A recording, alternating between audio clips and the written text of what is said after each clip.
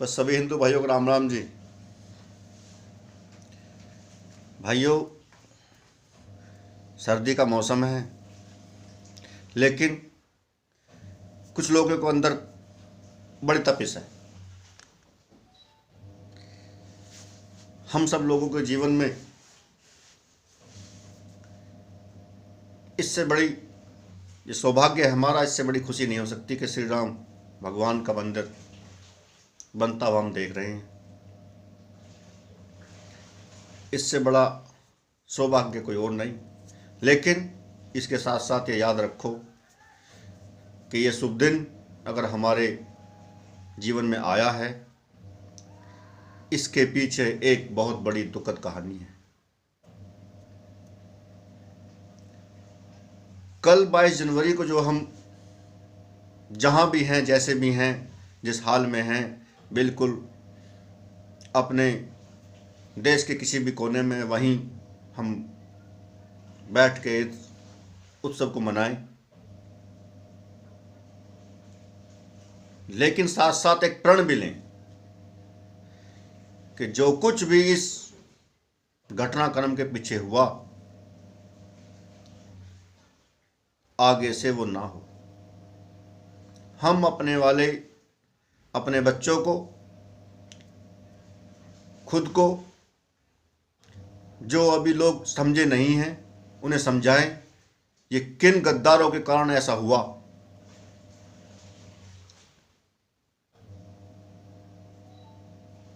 देश को 75 साल तो कहते हैं कि आज़ाद हुए हो गए, लेकिन आज़ाद सिर्फ हम अंग्रेजों से हुए हैं, मुगलों से नहीं। क्योंकि अंग्रेज ही केवल इस देश को छोड़ के गए हैं, मुगल नहीं। मुगल प्लस उनकी नाजायज औलाद आज भी इस पावन धरा पर असवरों की तरह आज भी हमारे बीच में घूम रहे हैं, और जो बार बार हम सब लोगों को इस बात का एहसास भी कराते हैं, लेकिन हम अपने उदार हृदय से उन्हें माफ तो क्या, पर हम इग्नोर कर देते हैं। सुरक्षित वही देश होगा जिसको अपना इतिहास पता होगा। इसलिए अपने बच्चों को इतिहास बताओ, किन किन लोगों ने हमारे साथ क्या क्या किया है। आज जो भी शुभ कार्य देश में हो रहे हैं, सब हिंदू, सनातन हिंदुओं के कारण हो रहे हैं। एक ही व्यक्ति के कारण इतना सब कुछ संभव हो पाया है। इसलिए बात सियासत की नहीं है, राजनीति की नहीं है, लेकिन जहां जीवन जीने का अधिकार अगर राजनीति से मिलता है यहाँ, तो हम उसी व्यक्ति को राजनीति में रखें ना, जो सबका भला करे। तो 2000 अब इस 24 के चुनाव में ये जो महाबेईमान, चोर, ठग जो गठबंधन बन रहे हैं, सनातन विरोधी हैं, हिंदू विरोधी हैं, इनका ध्यान रखना है बिल्कुल।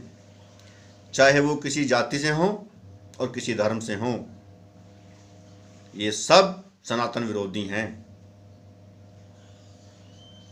राहुल गांधी अब मंदिर मंदिर भटक रहा है, और उसी हरामखोर के लफ्ज थे जो लोग मंदिर जाते हैं वही लड़कियां छेड़ते हैं। अखिलेश यादव गद्दार, अब इसको सपने में भगवान सुनाई देते हैं। इसकी 50 साल की उम्र तक इसको भगवान याद नहीं आए, और इसके बाप ने भगवान राम के भक्तों पर गोलियां चलवाई। इन सब का याद रखना है और अपने कर्म को अपनी ताकत के साथ दिखाना है। अब बात किसी को भड़काने की नहीं है, लेकिन धर्म को बचाने के लिए हम सब लोगों को केवल उदार हृदय ही नहीं, कठोर कट्टर हिंदू भी बनना होगा, तभी इन राक्षसों से लड़ा जा सकता है।